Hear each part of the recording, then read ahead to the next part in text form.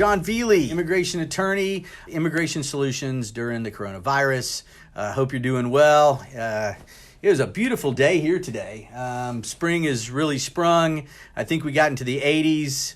I have to say I felt the urge to play a little hooky and go longboarding with my buddy David Kelso, but didn't get around to it. Too much work here in an essential employment as an immigration attorney. I see my beautiful wife Pam Battles watching. Hello, honey. How are you? I'll be home shortly. I almost got away with doing this, but you caught me. Good thing I'm not in a bar. Anyway, so on the coronavirus world, we are at 1,423,642 cases, and 81,857 deaths. That's up from 1.342 million yesterday and 74,000 deaths. Now, I think we have well over 300,000 people have recovered. So that's the good news part of that. These are really horrible stats, obviously, and the Surgeon General has told us this would be the worst week, really big week for the United States. So past the sort of horrible stats that are going on, a couple of things that are interesting. I was looking on, what can we do to help during the coronavirus, right? So hello, Kelly Thompson and Randy Harris. Good to see you guys out there. This is John Velie, CEO of OnlineVisas. I'm talking about immigration solutions during the coronavirus, but as you know, if you've listened to this, we go off into other things. So I looked about what can you do to help during the coronavirus, right? And so one thing is you can send your mask to health care workers without leaving your house. Sorry about that. So there's a website called maskmatch.com, and that's mask-match. And if you have masks, you can send them to healthcare workers, and you can do that. And if you're a healthcare worker, you can actually go on there and get a mask. Pretty cool site. Total, there's been 70,000 masks delivered, so that's a pretty cool thing. So if you happen to have some masks, you can send them to healthcare workers. You can also donate other PPE.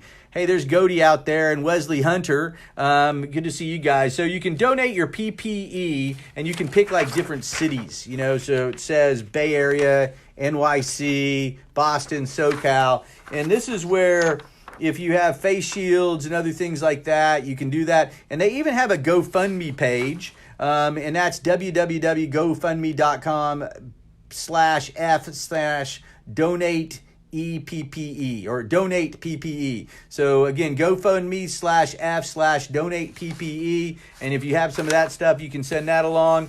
And that's kind of cool. They even tell you where you can donate in different states, so if you're in New York or Oklahoma, you can do that.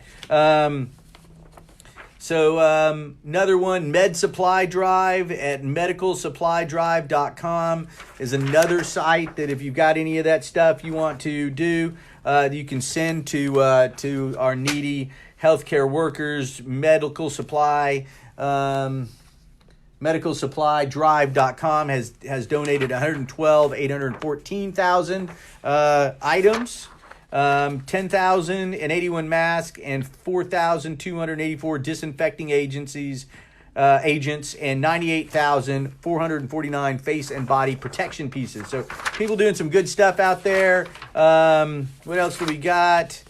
Looked at this one already. What do we got here? This is just the same guys.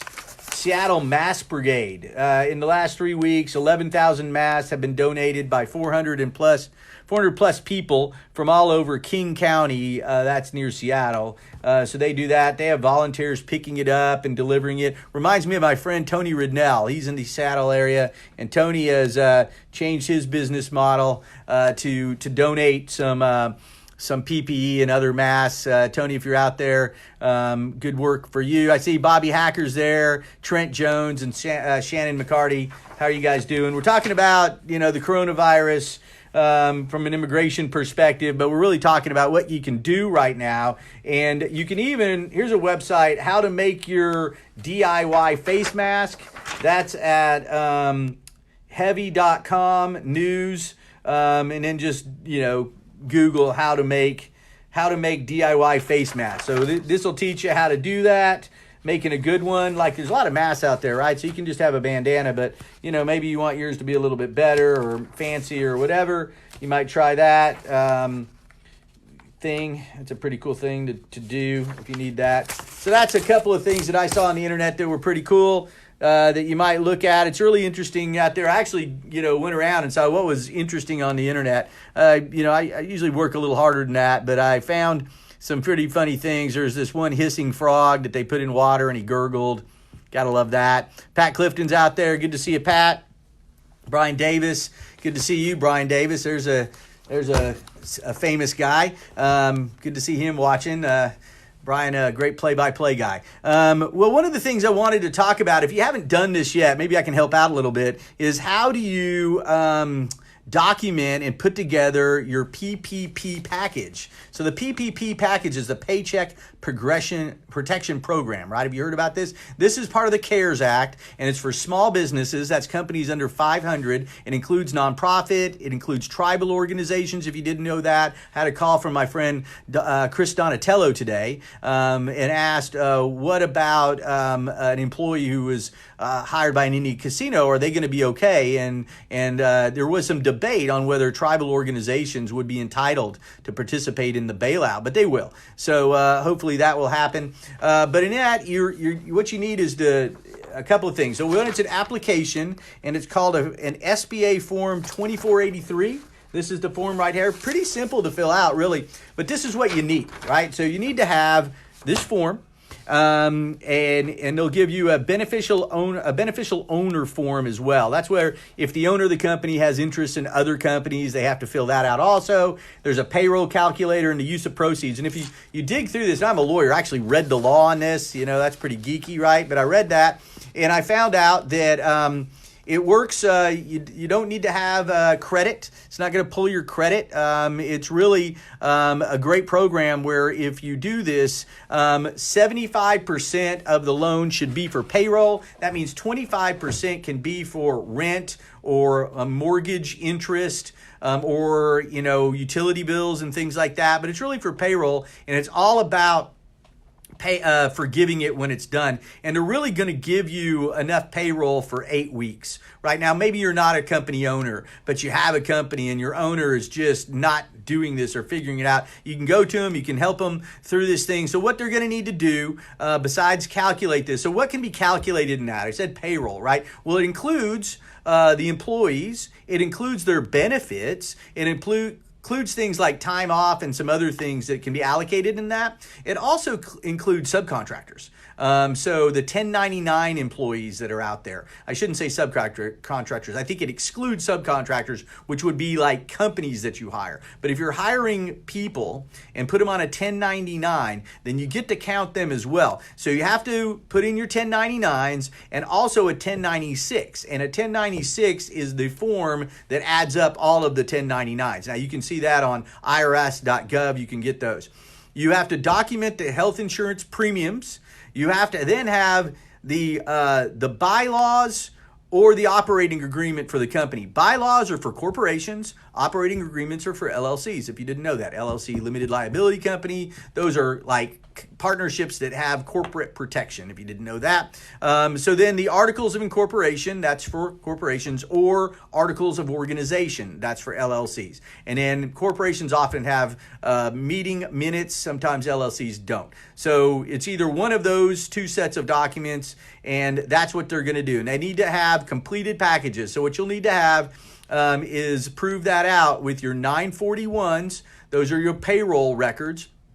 And that sort of stuff. So you're going to have to probably get together if you haven't gotten 2019 expenses together, you're going to need to do that, because what they're going to do is have you go back for the year and find out what is your average monthly expenses on payroll and those other things right? Then divide it by 12, and then you multiply it by 2.5. So they're not going to just pay it, they're going to give you 2.5 times that, right? So it's a really great program. If you want any more information on that, you can, I'm not a banker. Your banker is really who you should go to on this, but if you want to talk about it and you're stuck on it, PM me here on Facebook, or looks like Paul Riddle applied today. Hope that was a good experience for you. I had my friend and client Glenn Yates with Colt Builders. They put their application in one day and got their money the next. So that was really cool. I see Dan Cromwell's there and Merlene Ike is there.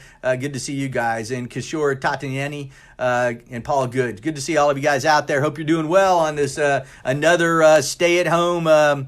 Is it Tuesday? I've sort of lose track of the days. It feels like a Tuesday. Doesn't quite feel like a Friday, but Fridays don't feel like Fridays anymore anyway, do they?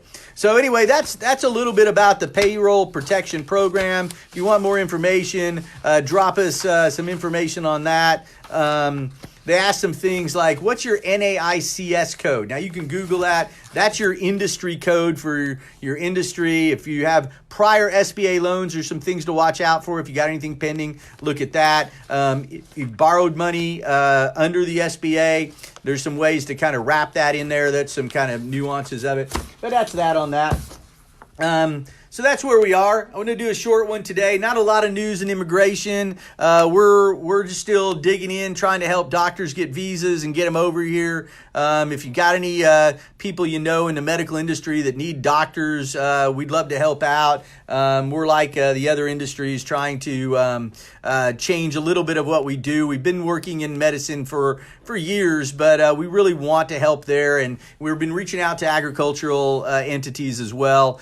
They have some extended visas and the ability to get through the consulates where others can't right now. So we can get our agricultural workers out there. H-2As and H-2Bs, truck drivers, they're really needed right now. There's a lot of people that are essential. And, that kind of goes to, we've seen this is, thank the essential employees. When you get out there and you go to the grocery store, how anxious you might be that you're walking into a store full of people. Maybe somebody has this horrible virus. What do you think the folks that are working there?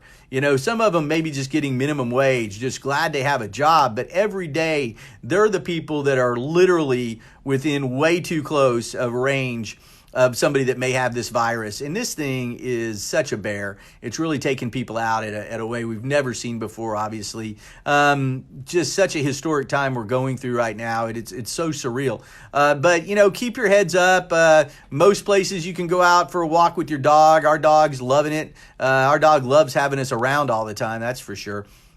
But she's never been walked so much. Had a really good workout with my son Blake last night. That was a lot of fun. It's a good workout when you're sore when you wake up and tough to get out of bed. So that was a lot of fun. And it's easy to get out of those habits. Real easy to just kind of lounge around, isn't it? But, it's springtime. So, look. There's a lot worse times of year to be going through that than right now. So try to enjoy it and settle in. And it's really a difficult time. But, get yourself an N95 mask. That's what this one is.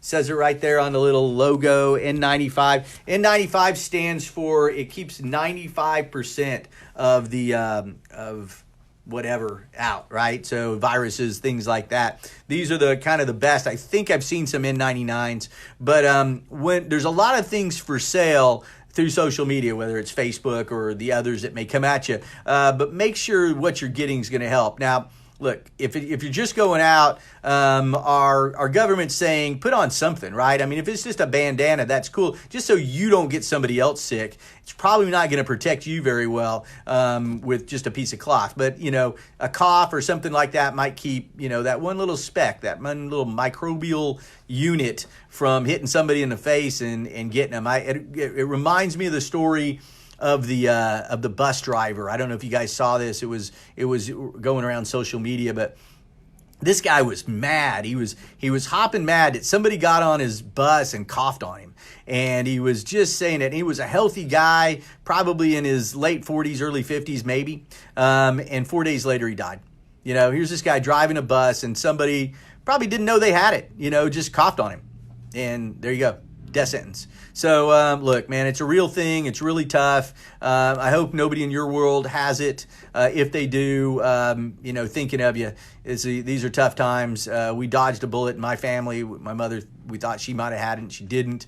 But you know what? These are odd and weird times. So on that, I'll let you all go. It's good to see Mike Mason out there. Mohan Magamuri is there watching. Mangamuri, I'm sorry, Mohan. Good to see you out there.